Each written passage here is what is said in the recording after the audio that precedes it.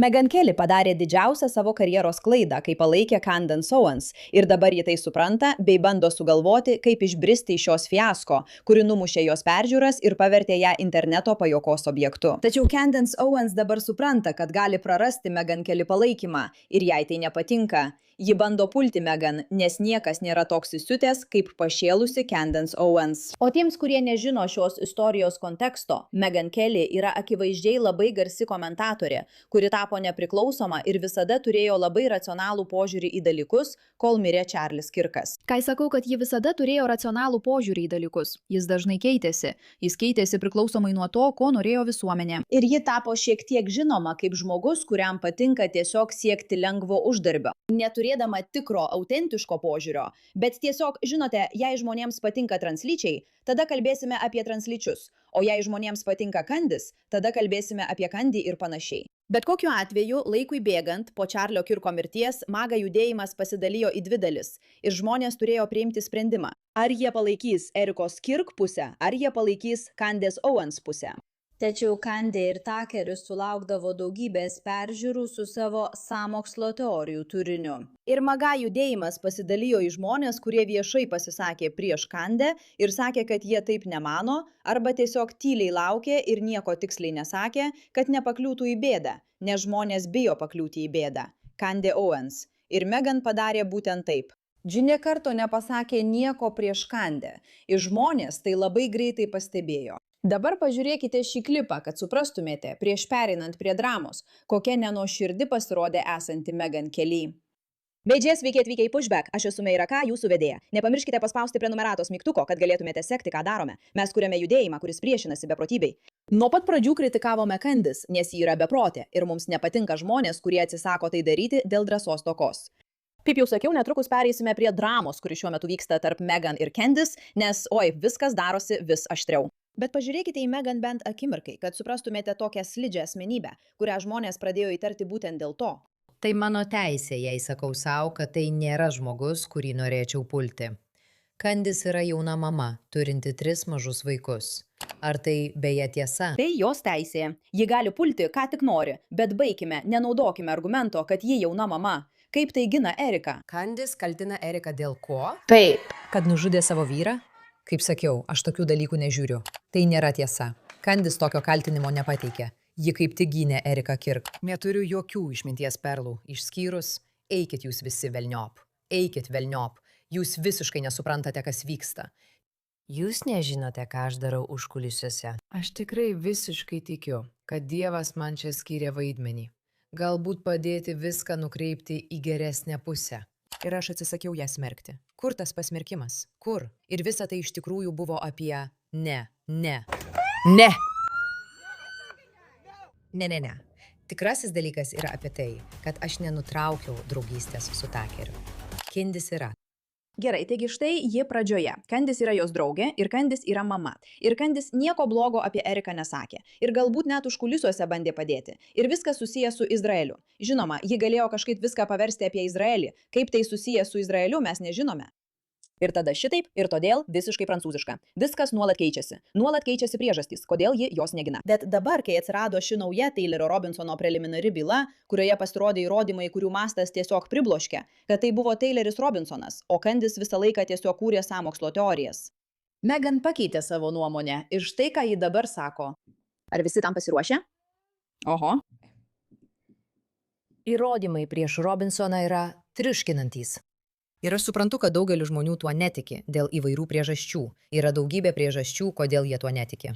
Tačiau prisiekusieji greičiausiai tuo patikės, nes teismuose, iš kurių aš kilusi, mes veikiame laikydamiesi įrodymų taisyklių. Ir mums rūpi tik tai, kas yra priimtina kaip įrodymas, o kas ne. Ir visa kita, pavyzdžiui, sąmokslo teorijos ir panašiai, nėra priimtina kaip įrodymas. Ir visa kita, pavyzdžiui, sąmokslo teorijos ir panašiai, nėra priimtina kaip įrodymas. O tiems, kurie vis dar abejoja Tayloriu Robinsonu, sakau, laikas pateikti įrodymus arba nutilti. Jūs galite turėti įrodymų, kuriuos galite pateikti pagal federalinės įrodymų taisyklės arba Jutos valstijos taisyklės, kurios atitinka federalinės, arba neturite. Beidžiai, Candace neturi jokių įrodymų. Štai kas svarbiausia apie Candace, tiesa, ji nuolat meta kaltinimus, bet niekada negali jų pagrįsti rimtais įrodymais. Megan šiame vaizdo įraše nesako, kad Candace Owens yra visiška beprotė, bet ji iš esmės sako, ne, aš dabar esu įrodymų pusėje. Ir jei neturi, aš nebenoriu kalbėti apie tavo teoriją, nes ji nesvarbi. Žinai, svarbu tik tai, ką gali įrodyti. Tai kaip ta garsi frazė iš filmo Keletas gerų vyrų. Nesvarbu, kuo aš tikiu. Svarbu tik tai, ką galiu įrodyti. Štai kur mes esame. Ir pagal šį standartą yra gausu įrodymų, kad Tayloris Robinsonas įvykdė šį nusikaltimą. Kad jis buvo tas, kuris nuspaudė gaiduką. Nesvarbu, ar buvo žmonių, kurie apie tai žinojo. Matai, aš net nenoriu klausytis jos visame tame reikale. Štai mano nuomonė apie tai, ar jis turėjo įrodymų. Nuo pat pradžių buvo aišku, kad Candace neturėjo įrodymų. Tai buvo aišku. Vieninteliai įrodymai, kuriuos visi turėjome, buvo tai, kad ji nuolat melavo. Tai buvo labai aišku. O kiti įrodymai, kuriuos turėjome, buvo tai, kad Erika Cook sakė, jog yra įrodymų. Candace buvo atsitraukusi ir Candace to nedarė. Visi šie įrodymai buvo nuo pat pradžių. Megan Kelly apsimeta, kad šie įrodymai atsirado tik dabar dėl parengiamojo teismo posėdžio. Todėl visi, kurie skleidžia sąmokslo teorijas, kelia problemų. Aš tuo netikiu vien todėl, kad tu esi teisininkė. Nes staiga susitaikai su tuo, kad prarandi visą savo auditoriją, nes žmonės prarado pasitikėjimą tavimi, nes akivaizdžiai pataikauji meluojančiai įsiutusiai bepročių grupiai internete. Taip, ne, buvo daug įrodymų. Galbūt mes nematėme tikrųjų Taylorio Robinsono vaizdo įrašų, kaip dabar matote šioje byloje. Bet įrodymai prieš Candace, nuolatinis melavimas, išgalvotų dalykų kūrimas, nesugebėjimas pateikti įrodymų sąmokslo teorijoms, žmonių gyvenimo griovimas, Charlie Cooko reputacijos ir šeimos situacijos sugriovimas. Visa tai mes jau kurį laiką turėjome pakankamai įrodymų. Ir žinote, kas apie tai kalba gana gerai? Sakyčiau, Meghan McCain. Nesijaudinkite, netrukus aptarsime, kaip Candace dabar į tą reaguoja, nes ji tuo nėra patenkinta. Ten ji gina Eriką Kirk. Aš pati turiu savų problemų su Meghan Kelly ir tai nėra asmeniška, bet aš nesuprantu, kodėl žmonės tai bijo įvardyti blogį ir bjaurumą, kuris be jokios priežasties buvo nukreiptas į Eriką. Ir noriu jums parodyti šį klipą, beje, jį gauna labai daug neigiamų reakcijų, kai tai paskelbė Twitteryje. Prašau, 7 numeris. Keista stebėti, kaip Erika turi visą tai iškęsti ir su tuo susidoroti. Ir aš tikrai norėčiau, kad žmonės, kurie abejoja Erika Kirk, šią savaitę tiesiog patylėtų. Nesvarbu, ar jums jį patinka ar nepatinka, tikiuosi, kad žmogiškumas jumise leidžia suprasti, kaip sunku jai ir jos šeimai sėdėti ten, klausytis viso to ir būti vos per kelis žingsnius nuo Taylorio Robinsono. Ir netrukus bus parodytas mylimojo vaizdo įrašas. Jie vengia pačių grafiniausių liudijimo detalių, bet vis tiek girdi pakankamai. Tai bus labai skaudu. Ir kiekvieną vakarą Erika grįžta namo pas Charlio 2 vaikus, kurie neteko tėvo ir vis dar turi stengtis padėti jiems suprasti, kas jam nutiko. Tai, ko prašoma iš šios šeimos, tiesiog viršyje žmogiškas galimybės. Sveiki, nežinau kaip kitaip tai pasakyti. Tai tiesiog sunku ir atvirai gana bjauru. Dabar prisiminkite viešai ginti Erikos Cook. Dabar? Na baik, Megan, rimtai baik. Niekas iš mūsų to nepriima. Jos reakcija į tą. Žinai, žmonės nekalba apie Candace ir Meghan, nes jos baugios, nes jos pasiūs savo interneto seklius prieš tave, nes jos labai stipriai užpuls tave socialiniuose tinkluose. Aš esu dariusi dalykų, pavyzdžiui, rašysi Twitterio žinutes, kurios visiškai nesusijusios su Meghan Kelly, o ji man atbliau parašė tikrai šlikščių dalykų, nors aš kalbėjau apie Tuckerį Carlsoną ir kitus dalykus, ir jos tikrai baugios, jos labai intensyvios, nemalonu su jomis bendrauti. Ar manai, kad to, ką ji pasakė gindama Eriką Kirk, šiuo metu pakanka, turint omenyje, kad ji gana daug nuolaidų darė Candace Owens? Atsiprašau, ne. Na, šitai reikėjo pasakyti jau seniai, prieš kelis mėnesius. Tai viskas jau įsibėgėjo, dabar jau nebelaikas. Dabar jau teismas, vaikinai. Tai dabar turime būti protingos, turime rodyti apdairumą ir atlaidumą, turime būti jautrios ir supratingos tam, kas vyksta. Kodėl tokio jausmo nereikėjo prieš kelis mėnesius? Nes, žinote, Erikos Kirk gedulas nesustojo nė akimirkai. Nebuvo pertraukos tame, ką ji ir jos šeima jaučia, ką išgyvena jos vaikai. Nežinau kodėl. Dabar prasidėjo teismas. Tai dabar būkime malonios. Prisiminkime, kas iš tikrųjų visą tai skleidė. Žinote, ir man nesunku pasakyti, aš asmeniškai susisiekiau su Megana ir manau, kad ji ant manęs pyksta, bet aš vis tiek jai parašysiu. Žinote, aš į tai žiūriu taip. Viskas grįžta prie to, kad tai beprotybė. Ir aš suprantu, kad, žinote, turbūt sunku pereiti nuo kabelinės televizijos naujienų prie tinklalaidės ir tada bandyti išlaikyti tą auditoriją. Ir tai gali būti gana audringa, bet tai nereiškia, kad nustoji būti geru žmogumi. Ir tai nereiškia, kad nustoji smerkti blogus dalykus, kai matai, kad jie vyksta. Nepateisinama, kad Candace Owens taip elgėsi su Erika Kirk. Lygiai taip pat nepateisinama teisinti Candace Owens elgėsi sakant, na, aš negaliu to smerkti, nes ji yra mama. Erika Kirk taip pat yra mama. Erika Kirk yra mama. Daugelis žmonių dalyvaujančių TPUSA taip pat yra tėvai. Tai nieko nereiškia. Tai turėtų galioti ir jai. Todėl manau, kad tai nieko nekeičia. Tai nesustabdo to, kas buvo pradėta prieš kelis mėnesius. Tų pačių žmonių, kurie dabar bando pritraukti daugiau auditorijos, tuo pasinaudodami, jei tai turi prasmės. Ir aš nežinau, tiesiog, tai mane erzina. Bandžiau susisiekti su šiais žmonėmis privačiai. Susisiekiau su Takeriu privačiai. Mes ilgai ginčijomės dėl visų šių dalykų. Paklausiau, ar nori apie tai kalbėti eteryje. Ne, aš liksiu savo laidoje. Jis man pasakė, kad sukūrė savo laidą tam, kad galėtų išsakyti savo nuomonę. Na, aš tau lengvų klausimų nemėtysiu. Aš būsiu draugė ir aš pasakysiu, na tai buvo tada, kai dar buvome draugiški. Ir aš pasakysiu, kur mano manymu tu klysti. Ir jei tu tikrai esi tokia užtikrinta savo įsitikinimais, tu nepriimsi to asmeniškai, nepaimsi savo žaislų ir neišeisi namo, atsisakydama bet kokių pokalbių už savo saugios erdvės ribų. Bet dabar podcast The Stand tik tuo ir yra. Tai yra silpnos valios žmonių, turinčių silpnus įsitikinimus, savitarpio paglostymų ratas, iš kurio jie pardavinėja reklamą. Tai ir viskas, kuo tai dabar yra. Tai nėra gilus mąstymas, tai nėra tikra analizė, tai tiesiog tikrų nusikaltimų, mamyčių detektyvavimo muilo operos. Tai ir visas, kuo tai dabar yra, visiškai neatsižvelgiant į kitų jausmus ar pragyvenimą. Taigi, trumpai tariant, nemanau, kad tai daro tiek daug, tiek galėjo padaryti. Ir manau, kad daugelis žmonių turėjo pristabdyti šią temą savaitėmis po to, kai tai įvyko, o ne tada, kai prasideda teismas. Morbėjai pasakyti vieną dalyką. Prisimenu, kai Megan Kelly sakė, aš nevėliu pulti Candace Owens, nes ji jauna mama. Ji puolė mane, kai buvau 7 mėnesį nėščia. Ir aš galvojau, aš tiesiog nesuprantu. Ir aš nesu jauna, man 41 eri. Aš esu sena mama, bet žinote, ko nesuprantu, nes aš turiu vaikų ir vėlgi pulkite mane kiek norite. Aš esu suaugusi moteris. Tu ir aš, žinai, darome tai dėl pinigų, tai mūsų darbas. Bet aš tiesiog jaučiau, baikit nesąmonės. Jūs puolėte žmonės, nes norite juos pulti. Jūs nepuolėte žmonių, nes nenorite. Ji yra padariusi daugybę laidų apie Meghan Markle, kuri taip pat yra mama su vaikais. Tai kaip, ką? Tai visiškai nelogiška. Jūs nepuolėte mamų. Ne, aš visada maniau, kad tai buvo pats kvailiausias dalykas. Ne, ji negalėjo. Taigi Candace Owens negalima liesti, nes ji yra mama. Bet ji gali pulti Erika Kirk, kuri taip pat yra mama, jaunesnė mama su vaikais. Tai visiškai nelogiška. Taip, tai visiškai nelogiška. Manau, kad tai buvo. Tai visiškai nelogiška. Ir tame esmė. Esmė ta, kad jei ji būtų padariusi, na čia yra du dalykai iš tikrųjų. Ir vėlgi, kaip sakiau, tuoj prieisime prie to. Ką? Kendės atsakymas. Bet jei ji būtų nuo pat pradžių pasakiusi, kad turime ginti Eriką Cook svarbiausia, ji ne tik būtų išsaugojusi savo auditoriją, bet ir būtų prisimenama kaip žmogus, kuris buvo pasirengęs stoti į gėrio pusę. Ji būtų padariusi didžiulę paslaugą Erikai ir jos šeimai, bei tam, ką jos šeima išgyveno.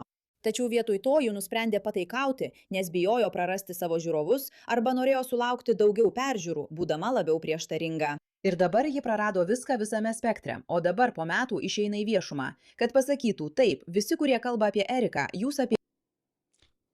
Ne, man tai netinka. Ne. Gerai, dabar pereikime prie Kendės atsakymo. Ar visi pasiruošę? Niekas neprilygsta Kendės rūstybei. Lemo Richie rašo. Ar manai, kad Meghan Kelly pakeis kursą ir viešai sukritikuos apmokamus influencerius Jackai? Ar jie tikrai meluoja apie tai, ką matė teisme praėjusį penktadienį?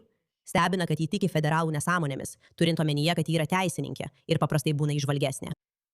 Gerai, aš norėčiau, bet nemačiau, nes akivaizdžiai buvau atostogose, o tada turėjau vytis naujienas ir bandžiau žiūrėti teismo procesą per atostogas, bet mačiau, kad žmonės man rašė apie Meghan. Matai, ji tiesiog transliuoja tiesiogiai ten. Nemačiau, nes buvau atostogose, bet vėliau turėjau vytis naujienas, taigi žiūrėjau per atostogas. Melas.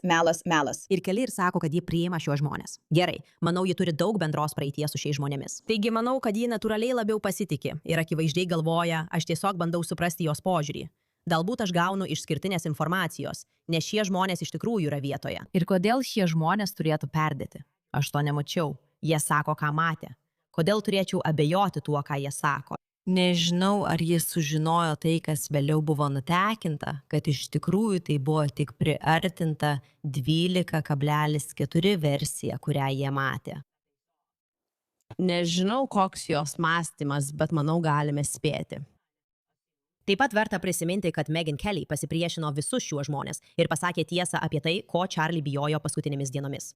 Ir tai nebuvo lengva padaryti. Jie stipriai puolė ją, jie ir toliau ją puola kiekvieną dieną, reikalaudami, kad ji būtų pašalinta iš platformų už tai, kad pasakė svarbiausią tiesą. Taigi, ką galiu pasakyti, tai kad aš tuo tikiu. Kai šis teismas įvyks, kai jie priims sprendimą rugsėjį, viskas tęsis ir bus pateikta daugiau įrodymų. Manau, jis seks šią bylą, nes jie nebegalės teisintis tuo, kad tai matys tik influenceriai. Manau, kad ji pakeis savo nuomonę. Tikrai manau, kad ji pakeis savo nuomonę. Kai bus pateikta daugiau įrodymų, galbūt ir ne. Taigi, jei žiūrite tai ir esate panašiai mane, arba kur yra Kandės žvakidė? Štai ji. Tai subtilu, tai nėra tiesmuka ir dar nėra pykčio, bet ji tiesiog sako, Meghan, tu pakeisi savo nuomonę. Aš dabar būsiu tau atlaidi, bet dar nepradėsiu tavęs minėti savo tinklalaidėje. O tu puikiai žinai, kas nutinka žmonėms, kuriuos pradedu minėti savo tinklalaidėje. Mes pradedame gražiai, o tada viskas pasikeičia. O tada aš imuosi tavęs ir sugriaunu tavo gyvenimą. Taigi, Meghan, tiesa, tu pakeisi savo nuomonę. Būk pirmoji. Bet nemanau, kad ji pasitikės influenceriais, kurie formuotų jos nuomonę, kai byla bus priimta nagrinėti ir pajudės į priekį. Taigi aš parodysiu jai tokią pagarbą, nes vis dar manau, kad tai, ką ji padarė, buvo didžiulis drąsos poelgis. Po Čarlio nužudymo, kai buvau užversta žmonių, vadinusių mane melage dėl to reikalo su Izraeliu. Jaučiu, kad ji ir Tuckeris Carlsonas buvo vieninteliai du žmonės, kurie turėjo drąsos pasakyti tiesą apie tai, ką išgyveno Čarlis. Tad duokime jai šiek tiek laiko. Duokime jai šiek tiek laiko sugrįžti pas mus, arba visi žinote, ką vis tiek darysime.